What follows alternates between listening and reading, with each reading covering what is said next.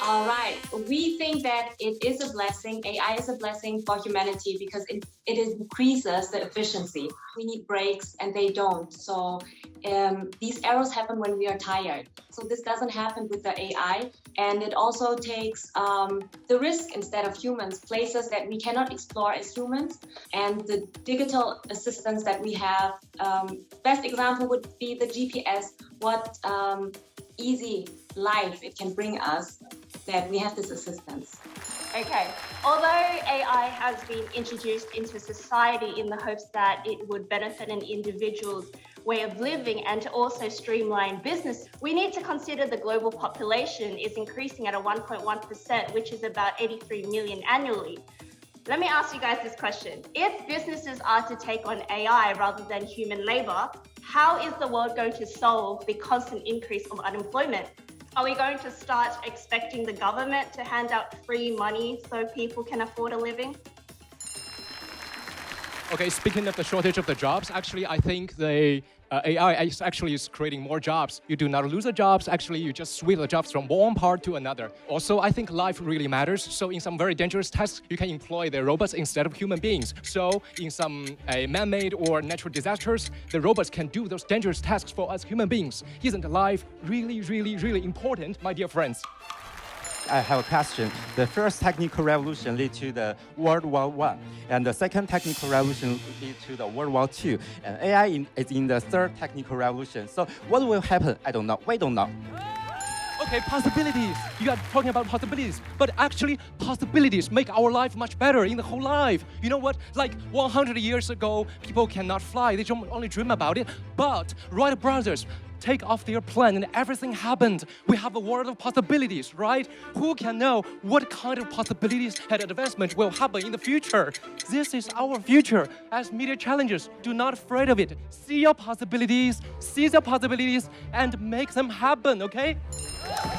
Since Elon Musk and also some other very famous global technological tycoons have warned us, the key point that we should worry about AI is their singularity. Because when AI develops so fast and actually outsmarts and outwits people, then what are they going to leave us towards? Okay, so let me ask you one question. How many of you have a smartphone? Basically everybody has a smartphone, and you use the AI technology everywhere.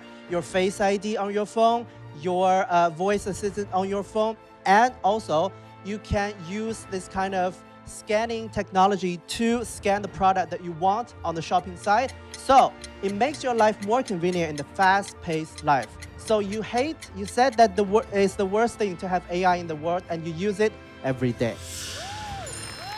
Yes, of course we're using it every day, and I would like to ask you a question. Is you are like giving all of your privacy and information to this kind of the technology company, and how can you define and know that what kind of ways they're going to use your personal information? All right, and apart from that, we have a really good example from what you have already said. Yes, we're using some kind of a shopping sites, and it's actually not you are searching it. It's actually when you're speaking it, you're just talking about it, and they just automatically detect it, then come up to your homepage. And do you think that is a good thing or just a horrifying thing?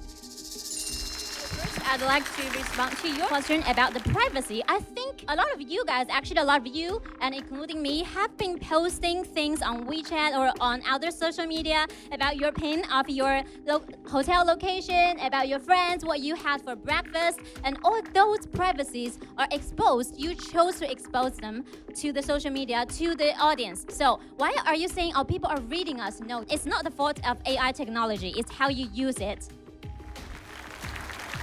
There is something that you guys haven't been mentioning so far.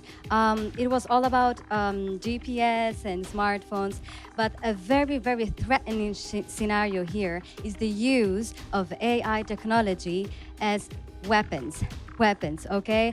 We are living in a world that is becoming more and more real, an arms race of artificial intelligence. And this is something that experts and researchers have been warning about for several years. So just not only focus on our daily life. There are some things that really go beyond that we should absolutely take into account. Speaking speaking of AI and using weapons, no weapons can be created without the laws of the country covering it. So in terms of weapons, AI being used for weapons, AI is a tool. It is not a person. It is not an object. If a person uses AI for bad intentions, then AI is bad. Consider AI a hammer. I can use a hammer to build a house, and I can crack everyone's head as well. So AI is just a tool to be used. Speaking of problems that we have not mentioned in regarding to humanity, medical, disability, humanity, these problems in general, how much did AI help in helping disabilities? Disabled people can use a lot of technologies. Isn't that enhancing humanity? So in terms of disability, medical, education, how much has AI helped?